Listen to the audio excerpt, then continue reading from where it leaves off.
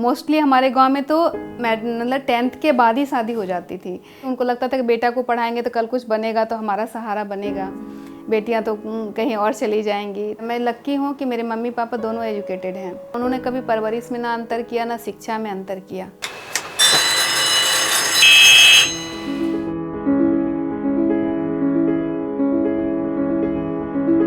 हम लोग 4 भाई बहन हैं, तो हम लोग घर में जब रहते थे तो मम्मी बार बार ये गाना गाती थी, तुझे सूरज कहूँ या चंदा, तुझे दीप कहूँ या तारा, मेरा नाम करेगा रोशन, जग में मेरा राज दुलारा। तो मम्मी का ये गाना और उनकी आंखों में एक बच्चों के प्रति विश्वास, एक सपना जो था, वो कहीं ना कहीं हम लोग को मोटिवेट करता था कि नहीं, मुझे कुछ करना है। बट आफ्टर मैरिज और बिफोर मैरिज के लाइफ में बहुत डिफरेंस होता है। बिफोर मैरिज लाइफ में आप एज ए स्टूडेंट रहते हो तो आपका सपना होता है कि मुझे कैरियर में कुछ बनना है, लेकिन शादी होने के बाद परिवार चेंज होते हैं, आपकी लाइबिलिटी चेंज होती है, प्रायोरिटी चेंज हो जाती है। 2000 मेरी शादी हुई थी, उसके बाद मेरी बेटी का जन्म हुआ, तो फिर और प्रायोरिटी चेंज हो गया। और उस समय मेरे हस्बैंड एयरफोर्स में थे, तो उनकी पोस्टिंग भी स्क्वाड्रन लाइफ थी, जोधपुर में पोस्टिंग थी।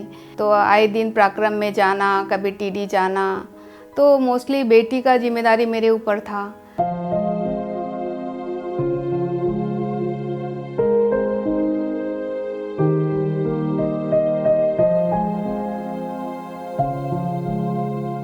दो 2007 में प्रॉब्लम इतना अधिक बढ़ गया कि जब ये हॉस्पिटल, पुणे हॉस्पिटल में थे, तो वहाँ से रिटर्न आए तो इनके हाथ में बैसाखी देखी। तो वो बैसाखी देखते ही ना मुझे लगा कि नहीं, अब मुझे कुछ सोचना पड़ेगा, अपने से पारिवारिक जिम्मेदारी नहीं, आर्थिक जिम्मेदारी के लिए भी मुझे कुछ सोचना पड़ेगा। उस समय क्या था कि ज़्यादातर रेलवे की वैकेंसी आ रही थी टेक्निकल में, तो मेरे लिए एक दिक्कत ये थी कि मैं छोटी बच्ची को छोड़ के किसके पास जाऊँ। हस्बैंड तो मोस्टली हॉस्पिटल में रहते थे, तो बहुत सारा मतलब फॉर्म भरी, लेकिन मैं एग्ज़ाम देने नहीं जा पाई। लेकिन ये वाला जब एग्ज़ाम का आया था, तो ये संजोग से थर्सडे को वहाँ से आए थे हॉस्पिटल से। इनको लगा कि अभी मैं हूँ तो जा सकती है। तो इसी प्रोसेस में हमारा एक रिटर्न टेस्ट हुआ था, तो उसके बाद साइको टेस्ट कंडक्ट हुआ। साइको टेस्ट में फिर पास आउट होने के बाद फिर मेडिकल होता है। A1 मेडिकल होने के बाद फिर आपका ट्रेनिंग चालू होता है।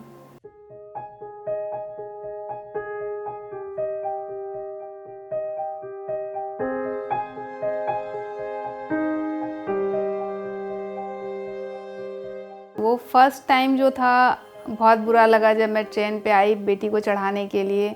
तो बहुत छोटी थी, ज़्यादा कुछ समझ भी नहीं पा रही थी। जब ट्रेन से ऐसे जा रही थी ना, तो ऐसे हाथ बढ़ा के, मम्मा मत जाओ मत जाओ, मुझे मत छोड़ो, ऐसे करके।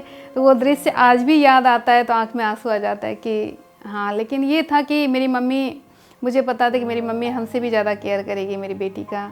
और 2009 और 10 मेरे लाइफ में ना अच्छी पीरियड भी वही रही, और शायद मेरे लाइफ का सबसे वर्स्ट पीरियड भी वही रहा। एक तरफ इनके हॉस्पिटल से बार बार इनका हेल्थ का बहुत ख़राब कंडीशन आ रहा था, और उसी समय मेरा रिजल्ट भी आया। मतलब एक तरफ मैं कुछ खोते जा रही थी, एक तरफ कुछ पाते जा रही थी। तो वो मिक्सिंग जो था बहुत ठीक है। लाइफ में कुछ पाने के लिए कुछ होना पड़ता है बस।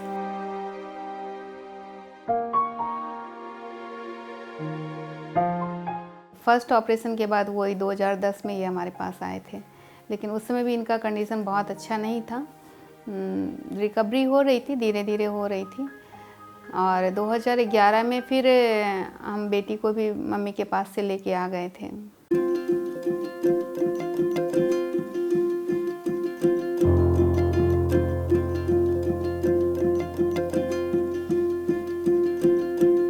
ज़्यादातर मैं आफ्टरनून शिफ्ट ड्यूटी करती हूँ, मोस्टली 12-1 बजे स्टार्ट। चेंज भी मिलता है, ऐसा नहीं कि डेली आपको वही मिलेगा, मॉर्निंग शिफ्ट भी मिलता है। मैं उन लोग से बोल के रखी हूँ कि अगर इवनिंग हो तो इवनिंग ही दिया जाए, तो इवनिंग ही मोस्टली मिलता है। हमारे यहाँ पानी भी 6 बजे आता है, तो 5 से 7 बस भागा भागी रहता है। तो ये भी 9 बजे अप्रॉक्स निकल जाते हैं घर से। ये निकल जाते हैं, फिर घर के ही छोटे मोटे काम करते करते कब 11-12 बज जाता है पता ही नहीं चलता।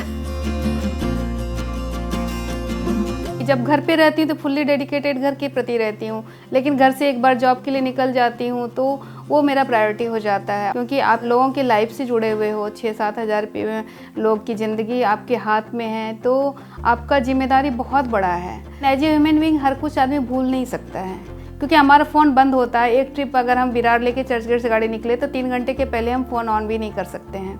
तो हमें कुछ भी नहीं पता कि 3 घंटे के दरमियान आपके घर में क्या हो रहा है।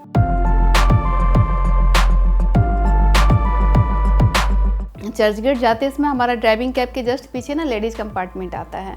तो दोपहर की गाड़ी रहती है ना, उसमें बच्चे को छुट्टी होती है। अगर अप्रियंस जाता है कि हाँ लेडीज़ है, या फिर कोई एक लेडीज़ भी देखती तो कंपार्टमेंट में पूरा अरे लेडीज़ गाड़ी चला रही, तो आपस में बातें होती उन लोग में। उतरते तो लोग भाग के आते हैं देखने के लिए, हाँ लेडीज चला रही, देखो देखो लेडी थी आंटी ना गाड़ी चला रही है। और सच पूछो ना तो उस समय मैं कितना भी, चाहे वो लास्ट ट्रिप हो, मैं थकी भी रहती हूँ तो लगता है कि नहीं मैं फर्स्ट ट्रिप कर रही हूँ, तब रिफ्रेश हो जाती हूँ। उनका वो प्यार, वो एक्सपेक्टेशन, वो खुशी देख के। आप लेडीज हो चाहे जेंट्स हो, जिम्मेदारी जिम्मेदारी है। आप जब इस जॉब में आए हो तो आपको वही जिम्मेदारी है जो जेंट्स को जिम्मेदारी है।